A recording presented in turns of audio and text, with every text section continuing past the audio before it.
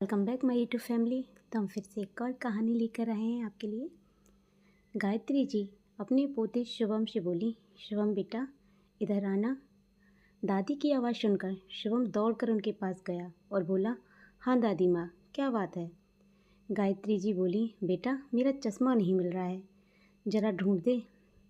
यह सुनकर शुभम बोल रहा, दादी माँ चश्मे का क्या करोगी। गायत्री जी अपना फटा हुआ ब्लाउज दिखाते हुए बोली, बेटा यह देख कितना फट गया है, इसे सिलना है, बिना चश्मे के दिख नहीं रहा। वो हाथ में फटा हुआ ब्लाउज लिए बैठी थी। शुभम बोला, दादी माँ यह तो बहुत पुराना है, यह तो घिसकर फट गया है, इसे छोड़ो, मैं मम्मी से कह दूँगा, वे आपको नया लाकर दे देंगी। गायत्री जी की आंखों में एक उदासी सी छा गई। वो बोली, नहीं बेटा, अपनी मम्मी से कुछ मत कहना, नहीं तो मुझे 10 बातें सुना देगी, मैं इसी से काम चला लूँगी। फिर शुभम चुपचाप चश्मा ढूंढने लगा। पर्दे के पास उसे चश्मा मिल गया। शुभम ने चश्मा दादी को दिया और वो सुई में धागा डालकर फटे हुए ब्लाउज को सिलने लगी। शुभम को यह सब बहुत बुरा लग रहा था।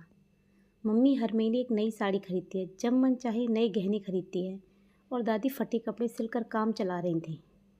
शाम को जब शुभम के पिता सुरेंद्र जी आए तो उसने पापा को सारी बात बताई और बोला, पापा दादी के पास एक भी नई साड़ी या ब्लाउज नहीं है, वो अपने पुराने ब्लाउज को सिल रही थी। पहले भी कई बार सिल चुकी हैं, लेकिन वह कहीं न कहीं से फट जाता है। आप उन्हें नई साड़ी ब्लाउज दिलवा दीजिए। सुरेंद्र जी बोले, ठीक है बेटा, दिलवा देंगे।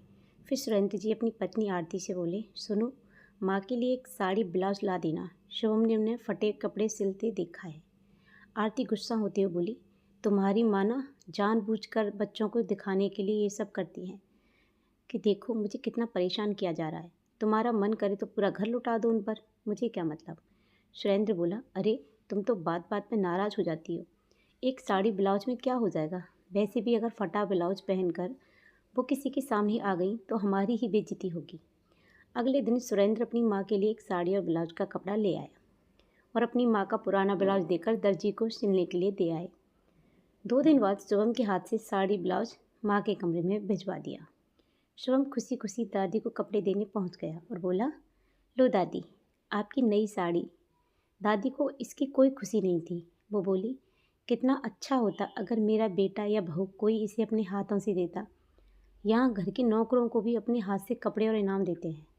शुभम बोला, कोई बात नहीं दादी माँ, आप इसे पहन कर दिखाओ, मैं पापा का फ़ोन लाकर आपकी एक फ़ोटो लेता हूँ, आप इसमें बहुत सुंदर दिखोगी।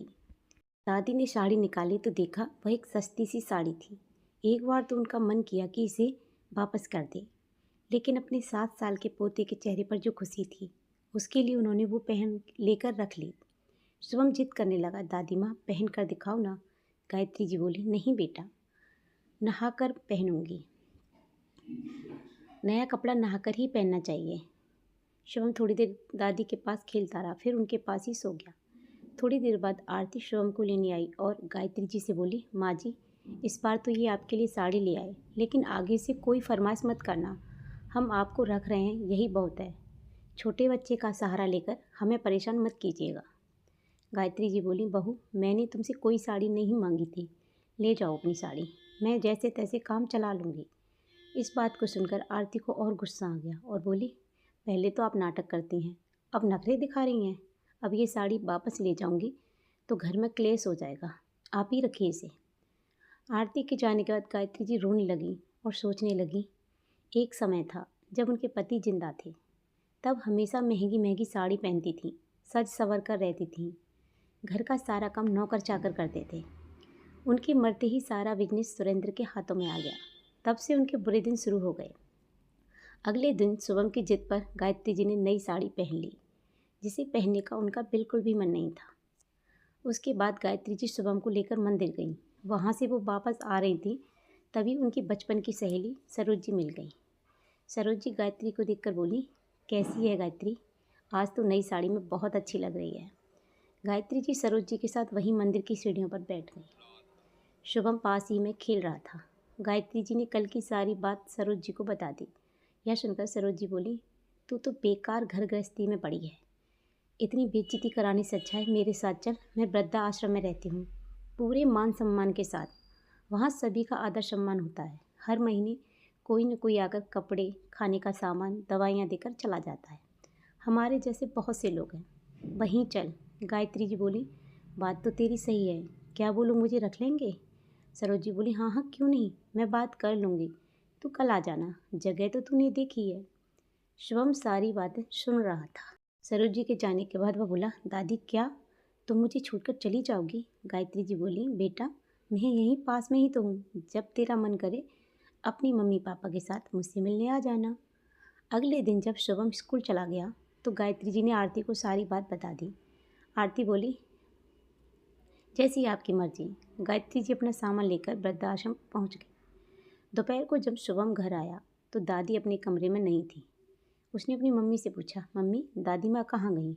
आरती बोली, तेरी दादी अपनी मर्जी से गई है, मैंने कुछ नहीं कहा। शाम को जब सुरेंद्र घर आया तो आरती ने उसे सारी बात बता दी, लेकिन माँ के जाने से उसे भी कोई फ़र्क नहीं पड़ा। लेकिन शुभम बहुत उदास रहने लगा। कई दिन बीत गए, शुभम न ढंग से खाना खाता न खेलता। एक दिन वह दादी से मिलने की जिद करने लगा। हार कर सुरेंद्र और आरती शुभम को लेकर गायत्री जी से मिलने पहुंच गए। दादी से मिलकर शुभम बहुत खुश हुआ। फिर वह दादी के साथ मैनेजर के कमरे में गया। सुरेंद्र और आरती भी पीछे पीछे पहुंच गए। वह मैनेजर से बोला, अंकल क्या मैं भी यहाँ अपनी दादी के साथ रह सकता हूँ? मैनेजर बोला, नहीं बेटा, यहाँ वहीं रहते हैं जिन्हें उनके घर वाले निकाल देते हैं।